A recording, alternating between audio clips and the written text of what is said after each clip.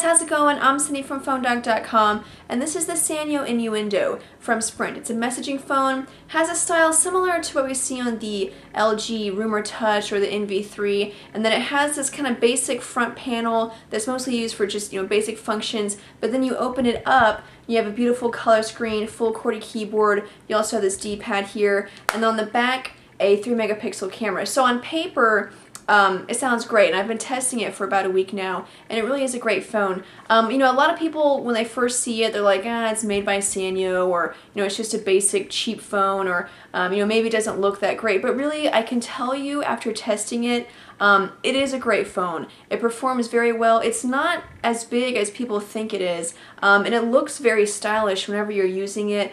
Basically, it's just an all-around great phone, and I know that sounds kind of abstract now. Whenever we get into the review, I'll go into more detail and show you the pros and the cons. But basically, I'm saying, don't write it off just because initially it might not seem like a great phone, because it really is.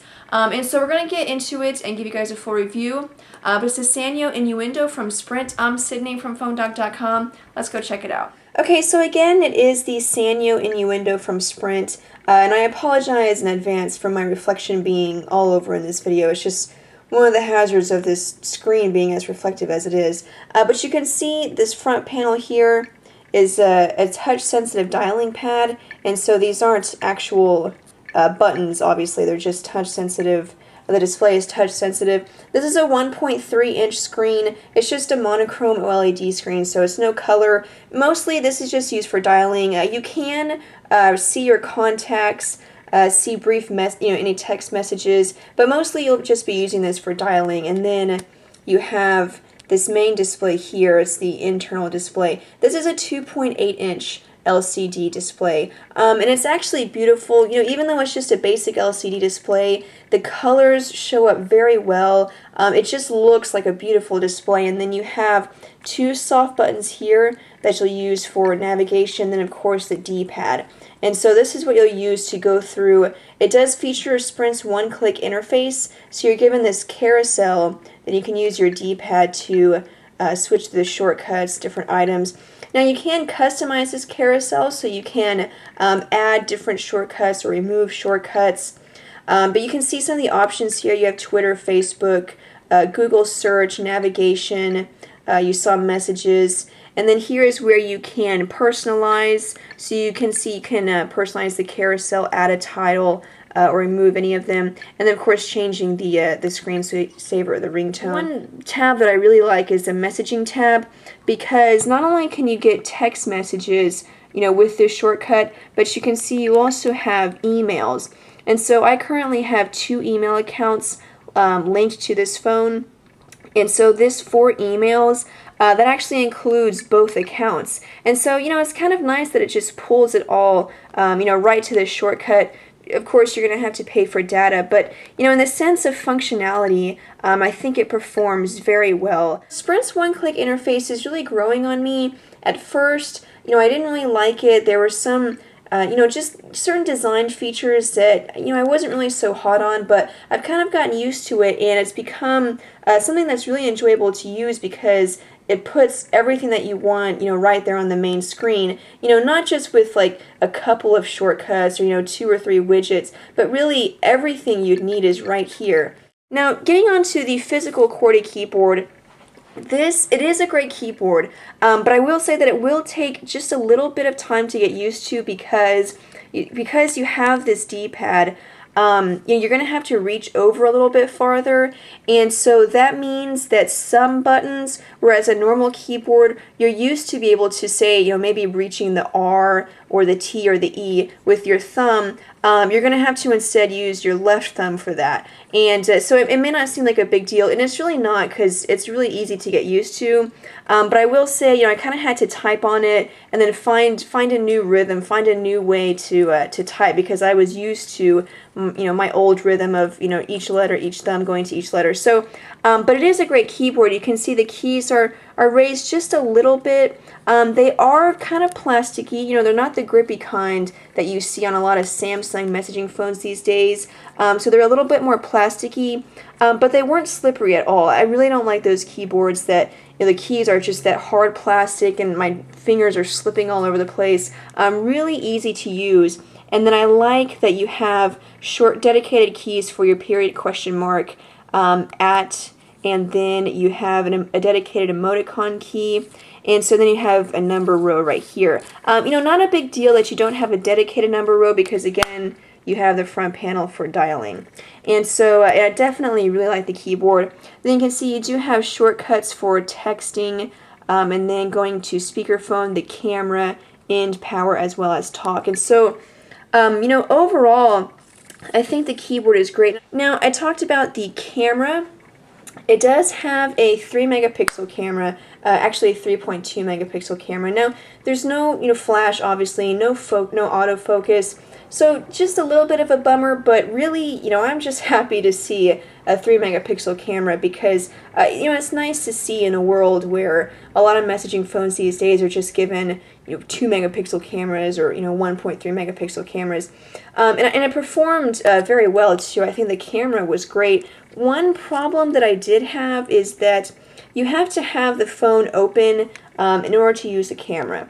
The dedicated camera button is right here. If you hold it down, it'll go to the camera. So you can see it's loaded. And if you close it, the camera obviously closes as well. So a little bit of a bummer, it kind of seems a little awkward to have this, huge phone open when you just want to take a picture. And then another thing that I had a problem with is that, so you need this, within eyesight so you can see, what you're going to take a picture of. And then the camera is right here. So, naturally you may want to hold it like this. The only problem is you're going to cover up the camera. So, I kind of had to find sort of a special way to hold it. I think I ended up just holding it like this. But even then, this finger sometimes would creep up and get in the way of the lens. So, camera placement was a little bit of an issue. But, it wasn't too much of a problem. I think it's something that you could find a way to work around, but it is a little bit annoying that it is kind of, something that you do have to work around. But overall, the camera itself was great. Now, back to the back of the device here. This is the battery cover.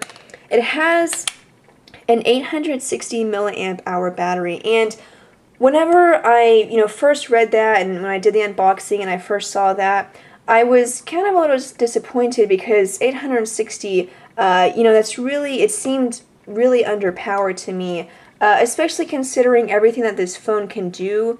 A lot of just basic feature phones, they may have 800, 900 milliamp hour batteries, but, for a phone that's, kind of more of a high-end messaging phone, I definitely thought, you would need a bigger battery than that, but I turned out to be wrong. The battery life was great. On standby, it lasted about a week, and then with use, it lasted about 3 days. And so, which is typical of what you'll get, from any other messaging phone. And so, with a small battery like this, it really does have excellent battery life. Underneath the battery, it does have a micro SD card slot, and the phone actually ships with a 1 gigabyte card, which is pretty rare, pretty impressive for a messaging phone. And then the phone can support up to 32 gigs with a micro SD card. So that's definitely nice, considering that it is great for multimedia, for music. It is nice that you can have expandable memory